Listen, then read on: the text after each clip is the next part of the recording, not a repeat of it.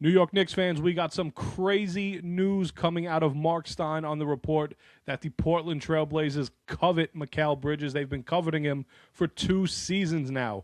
What does this mean for the New York Knicks? We go right back to Giannis Antetokounmpo and those rumors. Although he's injured, I'm going to get into the trade packages that have been rumored and Portland's side of things coming from the Mark Stein report about the New York Knicks possibly pulling off a 3-team deal to acquire Giannis Antetokounmpo and others. What would it take? What are the New York Knicks going to have to give up? How does it work if the Knicks are hard capped? We're going to get into all that. But before we do, guys, share, like, and subscribe to the channel because we got New York Knicks content. One of the first videos I've made a year ago. We're getting fully into New York Knicks content because the trade deadline is less than 2 weeks away.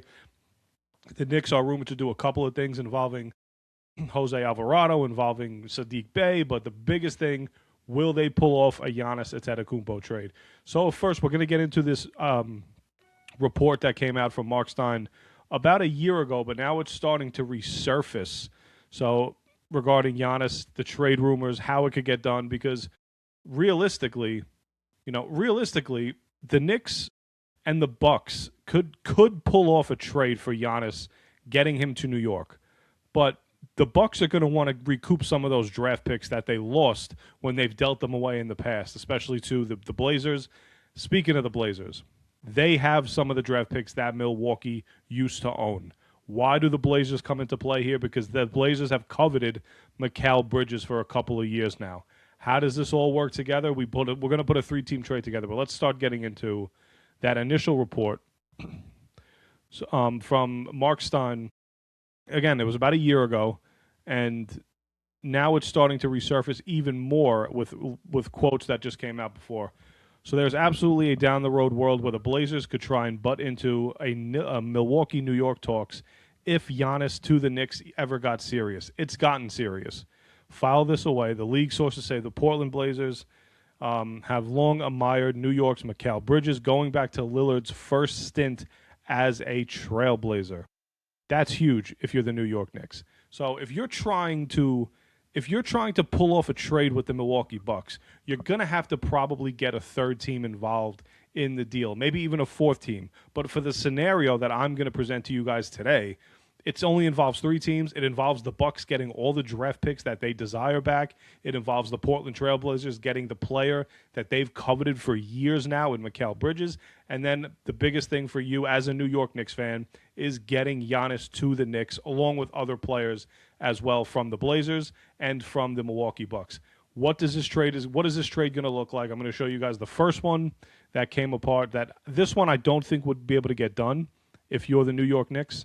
This is the baseline and the framework of what a deal would look like, right? So the Knicks would acquire Giannis. He would have to sign the extension, which he would do. Then you would acquire Jeremiah Grant from the Portland Trail Blazers.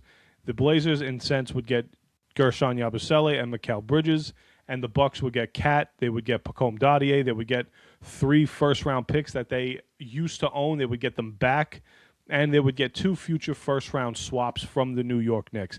All of the picks that the Milwaukee Bucks desired or desire will come back to them in this kind of deal with this framework, okay? Is Portland being shortchanged here? I think so, but it just depends on how much they absolutely love Mikal Bridges. And again, it's been rumored that they have been chasing Bridges for years now. They want Mikal Bridges on the Portland Trail Blazers. They've been wanting him for the longest time. So the Knicks are getting a pretty sick package here with Grant and Giannis. They're gonna have to fill spots in. They're not going to be hard capped enough to where they can't sign enough guys to fill up the roster.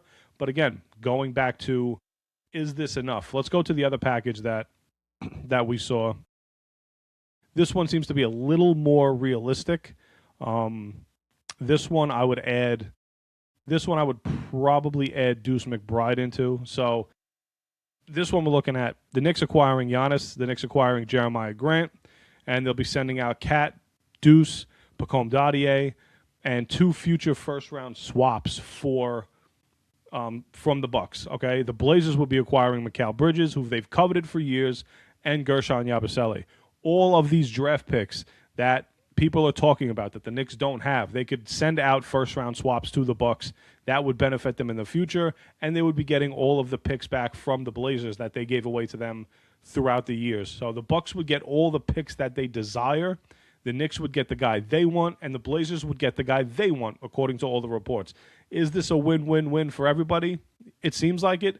The biggest loss for me, I think, would be losing Deuce McBride in this deal. He's been playing out of this world. He's the best contract going in the NBA right now, making $3 million this year, making $3 million next year. So to me, that trade would hurt a lot, if we're being honest. It would suck for the Knicks to have to give up that kind of deal. But it's gonna take some sort of hurting for the Knicks to go get Giannis Antetokounmpo. And the hurting, but it's not going to be Pacome Dadier. No one's going to care. At this point, I don't see Knicks fans caring too much if Mikal Bridges gets dealt. Right now, the Knicks have two problems on this team. Everybody else is running at a pace. And I'm not counting guys like Yabusele, and I'm counting the core guys. Everybody's running at a pace, a championship-level pace, except for Mikal Bridges and for Karl Anthony Towns.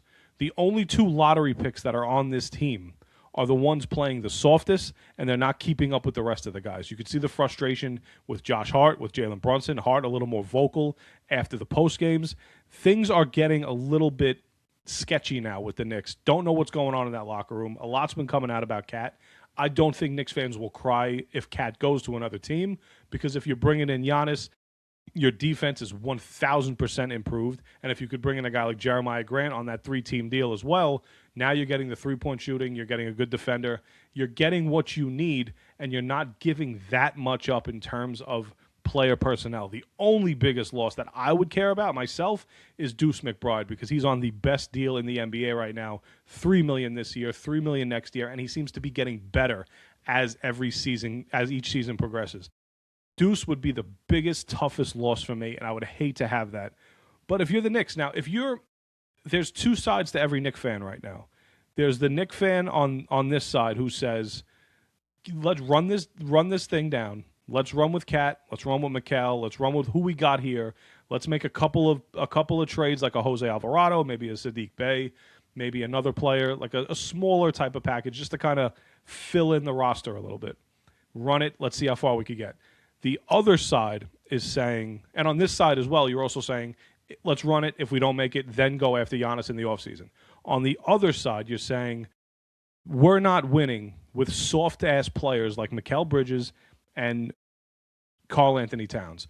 Those guys are too soft to win a championship.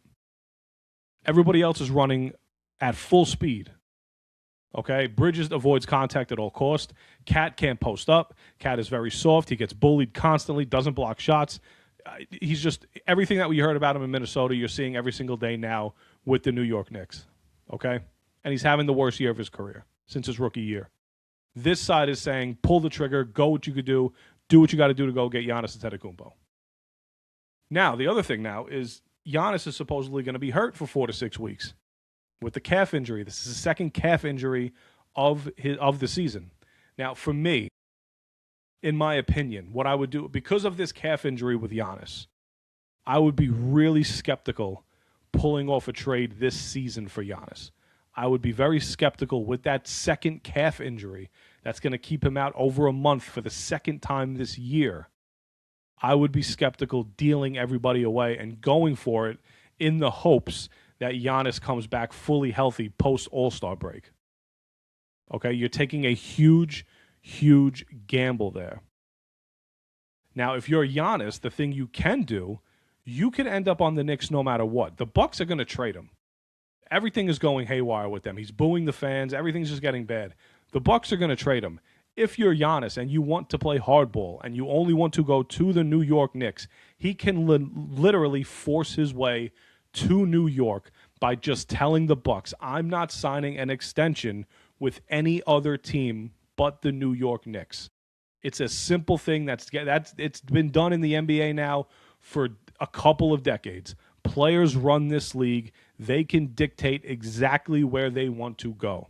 And if Giannis wants to go to the Knicks, it's a done deal already. I'm not signing an extension with anybody but the New York Knicks. So if a team wants to acquire me, they're gonna get me for a couple of months, and then they're gonna have me for a year, and then I'm not re-signing with you guys. It's a very simple equation, and the Bucks aren't stupid. They'll do him a favor and deal him where he wants to go after everything he's brought to that organization. It's a two-way street. So do you guys pull the trigger? I want to know, do you guys want to pull the trigger on a Giannis trade now, or do you want to wait till the offseason? If you want to wait till the offseason, you run it back with these guys. You add the ancillary pieces that you want to add, like an Alvarado or a Sadiq Bey, and then you run it back with Karl Anthony Towns, Bridges, all the guys you're going to have on this team for one more season. If not, you take the risk of a hurt Giannis with the calf, if he's going to be able post All-Star break to give you what you need to get the championship run.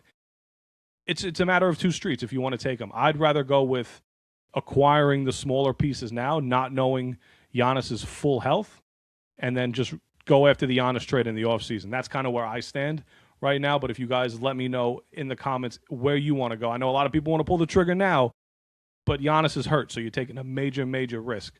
So if you guys got this far, share, like, subscribe. New York Knicks content coming out daily now. We got the trade deadline coming up in 2 weeks. We got the All-Star game coming up in a couple of weeks that nobody's going to watch. But Jalen Brunson made it again for the third time as a New York Knick, as a starter. So we'll keep it. We'll see who's playing in the three-point shootout, the dunk contest, all that fun stuff. Thank you guys for watching.